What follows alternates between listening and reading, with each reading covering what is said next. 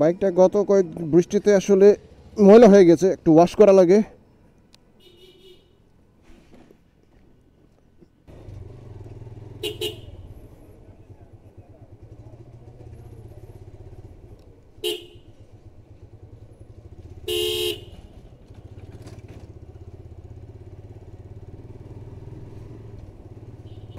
Hello friends, আশা করি সবাই ভালো আছেন। আপনাদের দোয়া নিয়ে আমিও ভালো আছি। আরও একবার পথের পাঁচালীতে আপনাদের স্বাগতম জানাই। এখন আমি যাচ্ছি আমার বাইকটাকে ওয়াশ করানোর জন্যে। আসলে গত সপ্তাহে আমি যখন অফিসে যাই, সারা রাস্তায় বৃষ্টি ছিল, ভারী বৃষ্টি, গুড়ি গুড়ি বৃষ্টি, সব মিলায়ে আসলে বাইকটার অবস্থা খুবই খারাপ হয়ে গিয়েছিল। বাইকটা ওয়াশ করি নাই, হালকা পাতলা একটু মোছা দিয়ে রেখেছিলাম, যাতে করে ওই কিছু পার্টসগুলোতে, লোহার যে পার্টসগুলো আছে এগুলোতে মরিচা না ধরে।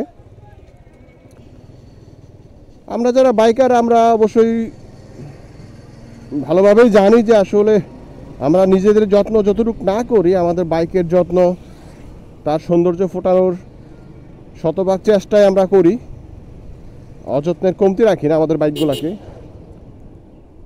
আর এরই কারণে মূলত বেরিয়েছি আজকে বাইক ওয়াশ করতে। শুক্রবারে ময়মনসিংহের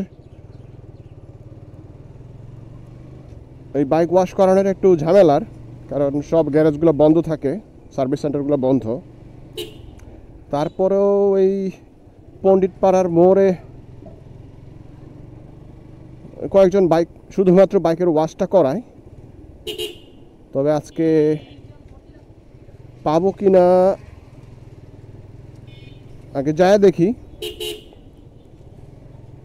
অনেক আজকে এখন বাজে 11টা, সোয়া 11টা। আছে, ভাগ্যটা ভালো।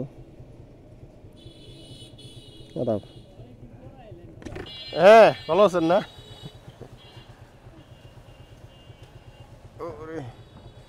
ঢুকাবেন এটা?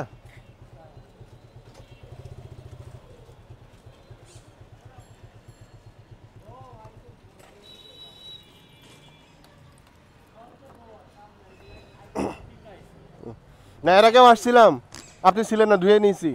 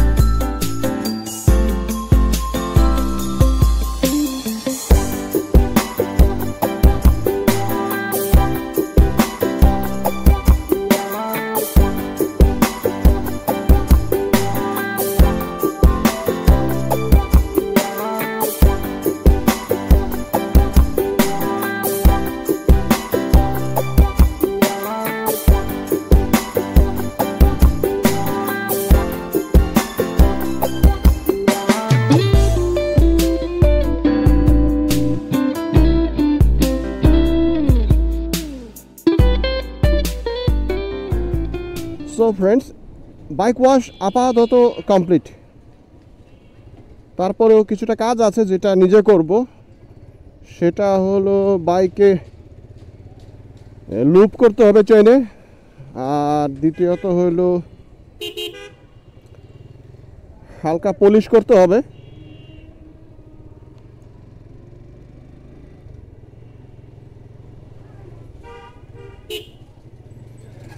বাইক ওয়াশের পরে ওই চেইনে লুপ করা, এটা খুবই জরুরি। আর যদি সম্ভব হয় তবে এই যে প্লাস্টিক যে পার্টগুলো, সেগুলোতে যদি পলিশ করা সম্ভব হয়, তাহলে বাইকের যে এই গ্লসি ভাবটা সেটা বজায় থাকে।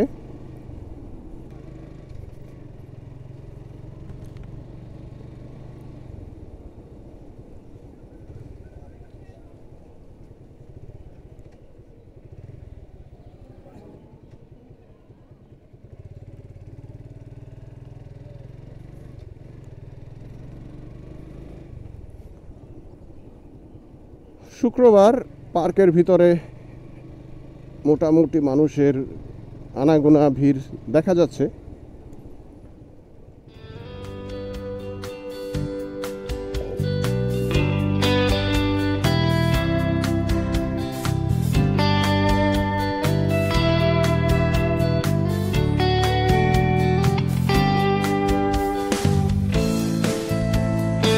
নদীতে যথেষ্ট পানি।